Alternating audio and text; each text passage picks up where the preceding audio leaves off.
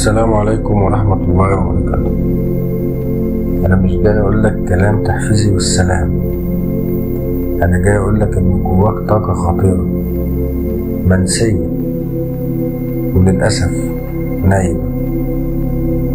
هحكي لك قصة لو فهمتها يمكن حياتك تتغير من اللحظة دي. غرفة السر. في شاب كان عايش طول عمره في بيت كبير، بس كان ممنوع يفتح غرفة معينة في الدور الأرضي. أبوه قال له من هو صغير الغرفة دي خطر، ما تدخلهاش مهما حصل. مرت السنين والفضول كان بيزيد لحد ما جه اليوم البيت اتسرق، واللي سرقوه دخلوا كل الغرف إلا الغرفة دي، وده جننه أكتر. بعد أيام الشاب نزل وفتح الغرفة، قلبه بيرتعش. دخل ولقى حاجة غريبة جدا. في صندوق كبير ومعاه ورق مكتوب فيه: دي طاقتك اللي كنت خايف منها، افتح الصندوق وشوف نفسك بجد. فتح الصندوق ولقى جواه صور وأفكار وأحلام وخطط كتبها هو بس نسيها. الورقة الأخيرة قالت: اللي كنت بتدور عليه طول حياتك كان جواك. عارف الغرفة دي ايه؟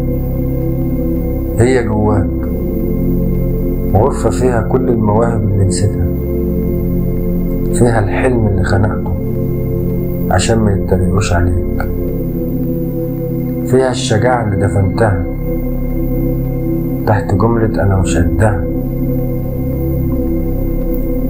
الطاقة دي مش محتاجة مدرب، مش محتاجة ظروف مثالية، محتاجة بس إنك تفتح الباب. خايف من إيه؟ ليه سايب طاقتك نايمة؟ خايف تفشل؟ طب ما انت كده فاشل، لأنك ما بتحاولش أصلا.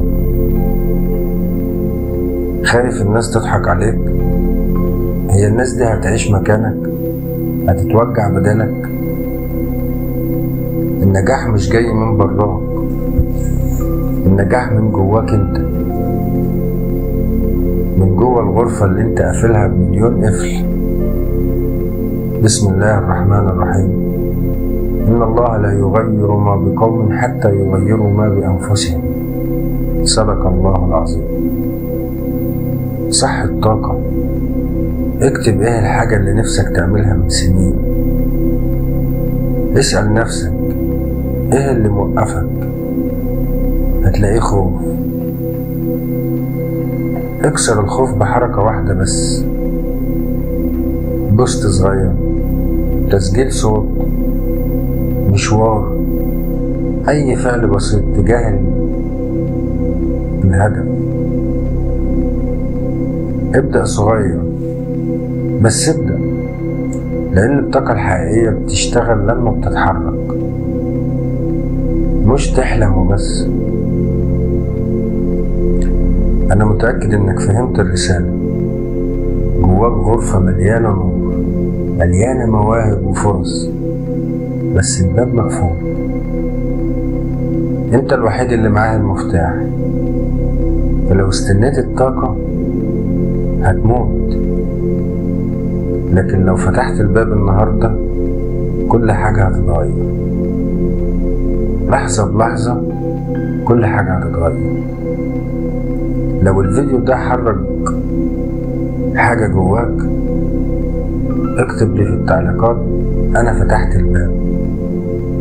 مشاركة مع حد لازم يصحى من